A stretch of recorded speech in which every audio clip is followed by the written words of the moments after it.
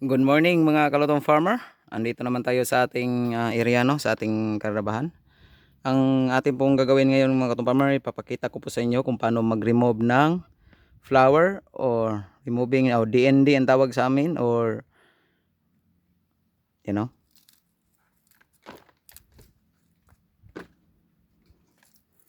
Ayan. Ganito ang gawin nyo mga kalotong farmer para makaiwas sa latex na makapunta dito sa ating bunga. Huwag nyong hawakan. Nito lang, oh. Ayan.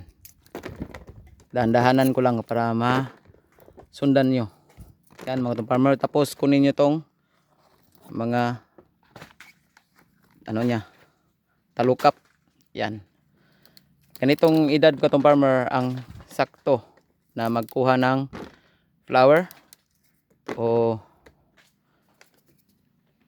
mag-remove ng flower kalotong farmer para masyado pang malambot. Kasi pag tatanda na ito, titigas. Maglalatex na. Katulad nito, malapit ng mag-itim. Matigas na yan pag masyadong tagalan mo. Abot na ng 2 araw. Wala na yan. Ito lang mo itong farmer. Tulad nito. Tanggalan mo ng. Tapos, yan. Yan lang. Masyado mataas to itong farmer. Hindi ko pakita sa inyo ng tama ang iba. Sige lang. Sa ibang puno na naman. Okay mga to farmer. Another akyat naman tayo.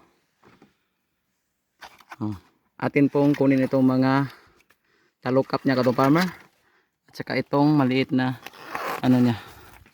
flaglet. Tanggalin talaga natin yan mga katong farmer para malinis yan.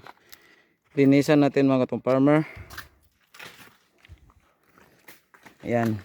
Ito katong farmer, malapit na mag-hulbans. Ito po ang mangyari katong farmer kapag matanda na siya. Kung kunan natin ang flower, matigas na.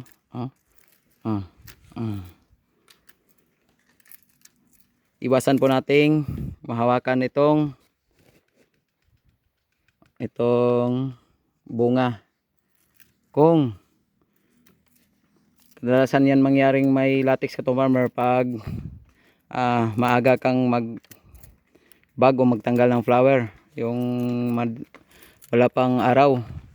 Ngayon mainit na, hindi na masyadong maglatex. Importante po ito mga katong farmer, sa pagtanggal ng bulaklak ay dapat hindi hawakan yung bunga, para kung gusto mo ng good quality ang iyong ma-harvest na saging, hindi lang pang export o pang local mga katong farmer, hindi lang ito pang local, pang export din. Yan yan lang. Sinsya na, walang hawak sa ating camera. Tayo na lang dito mga katong farmer. Ganito. Ginisan mo talaga para kung gusto mo ng class A or may good quality talaga yung saging na ma-harvest. Tulad nito, dapat malinis. Yung iba hindi na natanggalan ng flower mga katong farmer. Nagdepende na lang yun sa inyo. Kung hindi nyo tanggalan, sa akin tinatanggalan ko. Dagdag trabaho po sa pagbag mga katong farmer, pero may quality naman yung saging mo. Ang resulta, maganda yung saging. Hindi ko kasi gusto yung yung ma-harvest natin ay madumi. Kasi katong farmer, pag ito ay mapadala doon sa ibang bansa, itong flower niya, pag hindi mo tinatanggal, pagpak may makapuslit na flower sa bunga, pagdating doon sa market, mabaho na ito. Babaho to katong farmer. Kaya inawasan na mayroong flower na puslit sa pagpak. Tulad nito. Ito ka farmer, tanggalin natin to. Yan. Tanggalan natin. Ayan. Tulad nito, masyado pa tong malambot kasi bata pa yung sa ilalim.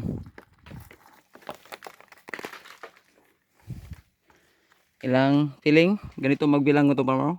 1, 3. Ang pagbilang niya 1, 2, 3. Yeah, tapos 3, 6, 9.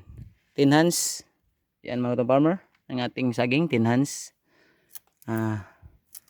Ganyan lang farmer, maglinis ng saging. Para kung gusto niyo ng good quality ang iyong saging, kunan niyo ng flour.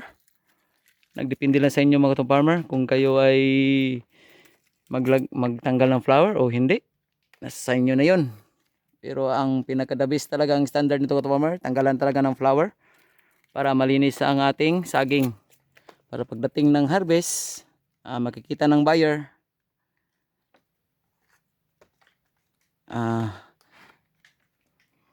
hindi na siya mag-stricto sa iyong saging. Hindi katulad ng iba na hindi tinatanggalan.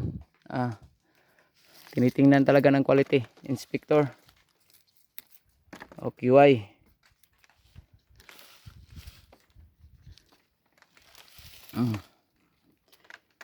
Yan mga farmer, malinis na.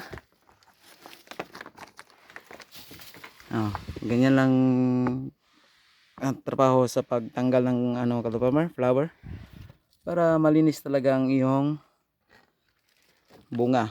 Hanggang dito lang mga farmer. Thank you.